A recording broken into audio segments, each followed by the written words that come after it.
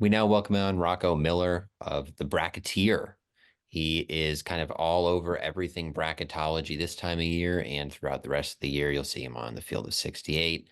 For me, all over Twitter feeds. Rocco, thanks for joining us.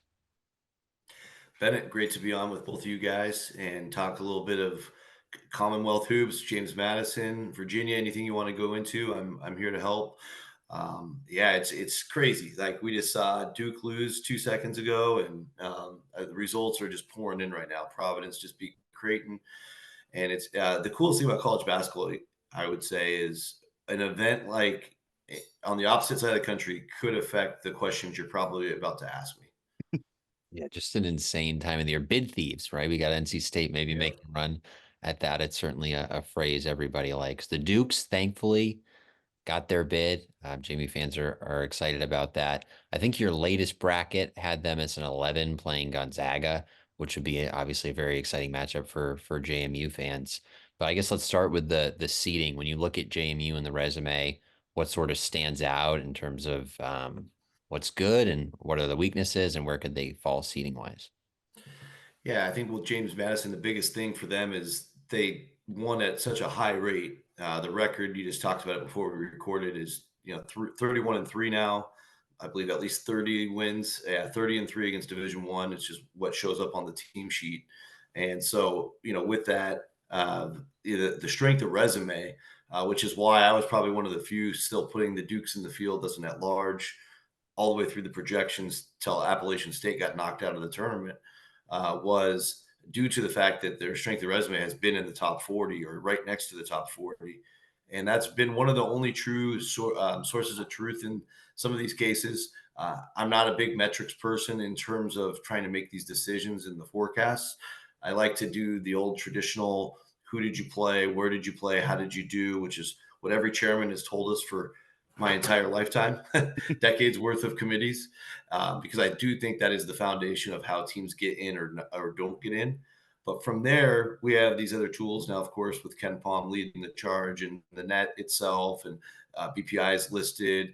So it's anybody's guess how much the committee or values those tools. Sometimes you hear it mentioned, like at the bracket preview show, they mentioned that, and that's where I'm a little bit hesitant to move James Madison higher than an 11. I do like them a little bit better than a couple of the 10 seats personally. But after serving on mock committees and just understanding the dynamics of a committee, and also being probably the highest person on James Madison when we did our whole exercise 2 weeks ago, I think 11's the safe place. I think Keith Gill, he's on the committee, Sunbelt commissioner. He'll have to leave the room when James Madison's discussed, but I'm sure in between breaks and times when he gets to hang out with everybody, he's doing his politicking, right? So, I just have a hard time seeing a team this dominant being sent down to a 12. I think there's definitely enough room now to keep them as an 11, and that's probably where they're going to land. You mentioned strength of resume, and we've heard a lot of talk about that, all of the predictive metrics around it. But one of the kind of big flaws for JMU throughout the season was the other strength, the strength of schedule. They really didn't have a lot of quad one, quad two opportunities. I believe of their 30 D1 games, 27 of them were between quad three and four. How Yeah. does that impact a team going into this that they tried to schedule these teams, they couldn't get them? Does that impact them at all in terms of where they get seated, or is that kind of thrown out the window once they get that auto bid? Yeah, a little bit out the window lately. It's tough to say. This is only our fifth year in the net era where we left RPI, and with the net era also came the listing of some of these other metrics just to give the committee some extra evidence in one direction or the other. And I think if seeding comes into play, obviously once you have your 68 teams established, James Madison, as you said, it will be part of that 68. And from there, we've seen in certain cases, I think a couple of years ago, that committee tended to more teams than not favor more of a Ken Palm type of predictive number. And when you just go and dissect the seed list and try to match it up to the bracket, that happened one year. And then last year, I thought it was much more of a balance. You saw some teams with great resumes ahead of teams with great Ken Palm numbers. And for me, I thought that was encouraging. So I think it should be kind of a true balance when you see these teams. And with James Madison, they're 61 in Ken Palm, so of course they'll be on the lower end of the stick compared to at large level teams. But they're 46 in ESPN's BPI, which is listed in there. Of course, the resume is extremely strong. I think what ends up happening too, as I've been through this process several times within the mock process, is you're voting on clusters of teams. So once James Madison's voted on with a cluster of bubble teams that you're not even sure belong in or out. So let's say they're getting grouped with teams like Indiana State, St. John's, New Mexico, Colorado, the teams that are right there on the cut right now. James Madison could win all those votes because the committee might just be like, all right, well, we know they're in, we know they're good. We still want to talk about these other teams more. And that actually could get them up to a 10 if it plays out that way. I thought I was going to be able to convince everybody in the room 2 weeks ago that James Madison there, and I failed. But that's why I participate in these things, because it's not just about what I think; it's about what a committee dynamic produces, and that's what the forecast is all about. It's not about my opinion. This one's kind of out of left field, but I was curious, just for our listeners, myself included, how does one become a bracketologist? Could you take us through sort of, you mentioned these mock committees, what sort of got you into this, and how long have you been analyzing brackets before, I guess, they're actually released? Yeah, it's always a fun question. So, just the background of all of it is Joe Lenardi used to do in the '90s a packet. So the bracket would come out Sunday night. He would work overnight. He was a part of Blue Ribbon back then. I don't know if you guys remember that, but they would do a packet with all 64 teams. This was before the field expanded to 68, and mail it out to his subscribers in like a day. And it was a fire drill, but the goal was to get everybody their packet with team capsules by the time the tournament started, so they could fill out their bracket with a high level of education on every team. And he worked on that exclusively. And then in the late '90s, I think it started in '96, just as like a test run. He's like, what if we just started doing some of these forecasts before the bracket actually comes out? Do you think people would be interested? And of course, we all know what happened later. It became one of the most popular things to discuss. The popularity of it to this day, like, it will never stop amazing me, like how into it the fans get, and without them, none of this is possible. But the one I got really competitive with it, just as a competitor, former athlete and stuff. I if I'm going to do something, I go 100%, and I want to be the best. And I just kept noticing in the early 2000s, it was all by hand at my house. I'd wake up Sunday morning and work on it all morning until the show came on. And I would listen to Joe, and we had Jerry Palm back then too. And I just noticed, I was like, okay, I'm getting these right more frequently than they are. Um, so then it all timed up with 2010 when Twitter started. And I was like, all right, I'm going to talk about college basketball all the time because I'm a junkie. I love traveling to games. Now, of course, I'm involved with scheduling in the off season and doing anything I can that will make the NCAA tournament and teams like James Madison have the ability to get more opportunities. I'm very passionate about that, because I want all those teams to have a real chance, even because the entire system is working against anybody that's not a Power Five. So once Twitter started in 2010, I was putting everything out there just through tweets. I think in 2014 we launched Bracketeer.org, so it's been about 10 years there. They've been tracking me on the Matrix for 11 years now, so you can see all that information. But yeah, in general, my whole mission statement was I want it to be about education. I think television has done a disservice to what the actual process is.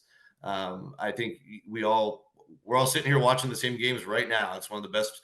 Today's one of the best days of the year. Yeah, I call it moving day because basically every bubble team, except for Indiana State, because their tournament's over, and James Madison, right? Their tournament's over, is playing today. They're on the bubble because they're not a one seed in their conference. They're usually fourth to eighth place. So everybody's taking the court tonight. It's a big night, but you'll tune in and they'll say, "Hey, St. John's wins, they're in," or if New Mexico loses, they're out.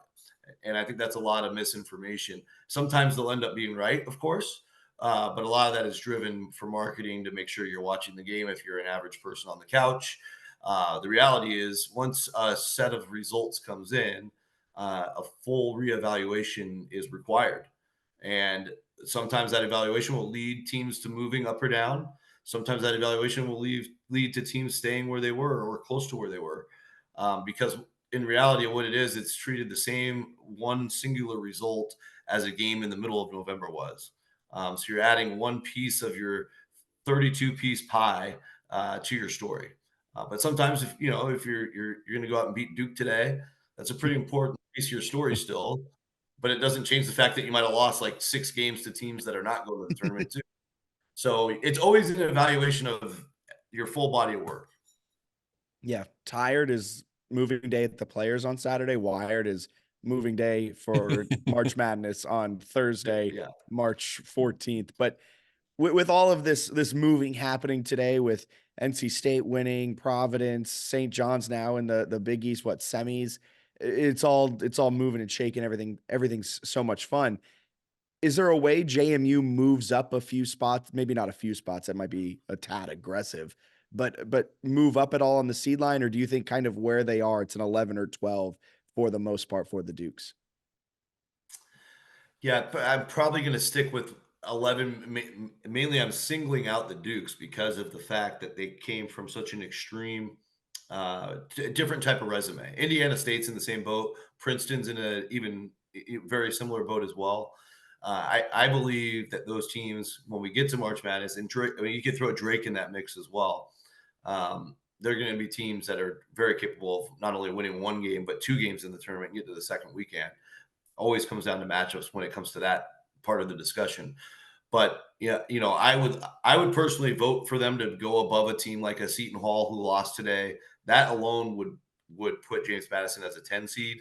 You could argue if Virginia loses to Boston College, Oklahoma's leaking a lot of oil. They finished 2-10 against 12 tournament level teams this year. And they're still going to get in, and they still have those 2 wins and a bunch of others. They didn't really have a bad loss. So it's just hard because I know in a committee setting, you're probably going to have 9 people vote for Oklahoma and maybe 3 for the Dukes, and it's still going to go to them. Might still be the case with Seton Hall, Virginia, or maybe a team like a Mississippi State or a Texas A&M will jump them at some point this weekend. There's all sorts of moving parts, as you just said. Michigan State probably jumped them today too. So I think I think I know, and that's a whole sore subject that I feel the pain with you on that. But I'm just saying in general, there's going to be teams jumping them and teams dropping below.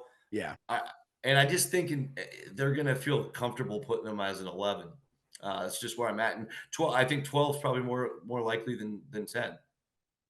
That makes sense.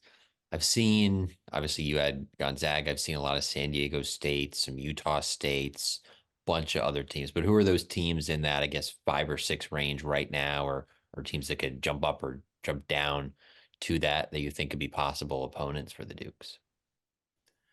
Yeah, I think the other day I had them playing San Diego State. The 6 line was crowded with West Coast teams, as you just Yeah. mentioned, Nevada, San Diego State, Gonzaga. I don't see those teams falling much. San Diego State's already won today. They just won in overtime against UNLV. If they lose tomorrow, it's a Utah State loss. So those teams will be even closer together in that 6 seed range. Clemson took a bad loss yesterday. Yeah. They're probably still hanging on as a 6. I guess that's possible. In fact, that might have been in my bracket today. It's been a long day already. I can't remember who I had, but but you can see like a Dayton maybe. Dayton's on the 5-6 edge, and they're geographically friendly, right? So you could see a Dayton James Madison game in Pittsburgh potentially. South Carolina is in that mix, so I think that's reasonably possible. And then the other 2 are BYU and St. Mary's, also more West Coast. BYU very specific because they can't play on Sundays. But I think it's Right. important because if James Madison, so right now, if they're the top 11 seed, which they are for me, they would have you would start slotting them in order of their preference, and of course, their preference would be Pittsburgh. BYU either has to go to Pittsburgh or Salt Lake City. Of course, if you're a BYU fan, you want Salt Lake City like crazy, but it seems like half the time, and I just follow the process by all the bracketing rules. Mhm. Half the time they end up in Pittsburgh. So I think there's maybe even higher likelihood you could see James Madison BYU just because they're down to only 2 locations they can be sent to. My fingers are crossed for Charlotte. I'm holding out hope that they'll be tipping off here about 5 miles from where I'm currently sitting, but that is a very selfish way to look at it. Well, I think with Charlotte, you're going to need a 10 seed because you're going Yeah. to see Yeah. North Carolina and Tennessee take those. One of those will be a 1, the other one will be a 2, and then you would need to be the opposing 10 seed in that pod. Yeah, I'm curious with that one because I know it's maybe not that it's easy, but easier to probably project the teams and the seeds than it would be locations. Do you have a feel for that at all, or is that kind of tough because there's so many different options in play depending on seeding and things like that? When it comes to location, I think I've got a pretty good handle on a big chunk of it Mhm. because the top 8 or so teams aren't going to change terribly much. Like Creighton just lost to Providence, so maybe they fall to a 3. Baylor could potentially jump back up to a 2, maybe even Iowa State. But again, those teams are grouped so tight geographically. They want the same sites, so that would gobble up Memphis and Omaha probably, right? Mhm. Um, at, at the top, Purdue is going to take Indianapolis, no doubt. And then most likely, since Marquettes are fairly safe too, they're going to be the second Indianapolis. So that takes care of Indianapolis. UConn will take Brooklyn, but then there's not really an obvious second choice for Brooklyn. So that keeps falling down to the 4 seed. I think today that went to Kansas, in fact, which is kind of interesting. So that one will just be floating around. The Pittsburgh ones have been floating around until we get to the 3 seeds as well. And I know that's where the Dukes want to probably land out of anywhere. So, based on them being an 11 or a 12 in the highest of likelihoods, I would like their chances to get to either Pittsburgh or Brooklyn.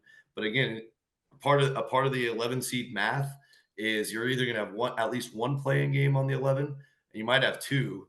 And with the playing games, they're going to want to try to be one on a Thursday, one on a Friday. Pittsburgh's a Thursday, Brooklyn's a Friday. If somehow they gobble up both of those, then James Madison could end up going a lot further west, which we know there's 2 Spokane locations if there are 12, and there's probably 1 Salt Lake City out there, and I think between those 4 cities, that would be 97% of the likelihood of where they're going to go. So plan accordingly. Gotcha. Yeah, I think the probably have a lot more purple in the stands in Pittsburgh than Spokane, but we'll see how it goes. Agreed. Yeah, that I would agree with that as well. And my last question is just a quick one because doing this for so long, you've experienced the RPI, you've experienced the net. Everyone has their issues with the net right now. You see the ACCs banging their chests at the Big 12's game, whatever it may be. I want to know from your perspective, do you prefer the net or do you prefer the RPI? Well, mainly because I'm more on the side of the little guys. I like the RPI better because you got a lot of credit for going and playing teams on the road when you didn't have to. It was built into the formula. Like road games just had the right amount of weight. I haven't seen the study this year. I saw it the last 2 years where in the net quad 1. If you just take every quad 1 win in America, I don't care what size your school is. So if you won one, like Chicago State had a quad 1 win this year, they won at Northwestern. So factoring every Division 1 quad 1 win, it was something pretty remarkable, like 70. I want to say between 70 and 75%, just to give you a fair range, were still home wins. So that shows you how hard it is to win on the road in this sport. So when I get that they did a good job to try to factor that in to the Yeah. quads with top 75 road, top 30 home only, top 50 neutral. I think it needs to be even more extreme because it's even that data shows you that they're not giving enough credit for road wins even still. So I find that fascinating. I also find it, much not that I'm supporting the ACC argument to the Big 12. As a person who helps in scheduling, just Power Five in general, there's a lot of teams that do that. You would rather go play Prairie View A&M and Lindenwood, beat them by 50, than go take a chance and play at Appalachian State, which is what Auburn did, right? Yeah. And it's not good for the sport, in my opinion. Like nobody's going to want to watch Iowa State pound Prairie View A&M. They're going to flip the channel until you'd rather watch Bradley versus Utah State go to overtime, even if neither of them are tournament teams. Yeah. And that's just the reality of it. So I think the RPI obviously had its flaws. There was ways to game it, but I think it encouraged teams like, North Carolina every year would go to a small school and play at least one a year. They went to Charleston, they went to Elon when Elon opened, and all that kind of stuff. You're seeing that nationwide. You go back and look at the 2014 resumes, and some of those road games will blow your mind now because they just don't exist anymore. Like a Stephen F. Austin hosting in Oklahoma, things like that. Yeah, So it's kind of sad because those were also huge opportunities for those lower level schools to sell out their crowd, basically make their home gate revenue for the athletic department in one day. Um, and it just doesn't really exist now. And it's tough. It's tough because the yeah, sport would be better with that. for sure. Well, those were incredible insights. Yeah, thank you for the time. I guess before we let you go, can you tell people where they can find all your work? I know you're in a bunch of different places nowadays. Yeah, no problem. At Rocco Miller 8 is my Twitter handle. Best place to follow everything because there are, like you said, there's lots of moving parts with stuff I'm working on and where I'm going next. Bracketeer.org is the bracketology website, the source of truth for any of those answers that you need. I'll try to do one more large article. I've been putting those out on Mondays and then just doing short summaries with new brackets every day this week. So that you'll see another new one tomorrow. Be a lot of work required based on all the data that came in. So those would be like the two main places. But then I'd also just say on Field of 68, we're going to do a pretty cool Selection Sunday special starting at 5:30 Eastern. So they'll start 30 minutes before the selection show. But me and I believe a couple other the bracket guys, I haven't got the full roster yet, but we'll be with Jeff Goodman reacting live to every selection. So if you want to pull up your laptop and check that out while you're watching the show, please tune in. It'll be a lot of fun to see our reactions. It'll be my third year doing it, so it's always funny to even for me to go back and watch. And then we'll do a full breakdown afterwards just to kind of get everybody fired up for the tournament. Awesome. Love it.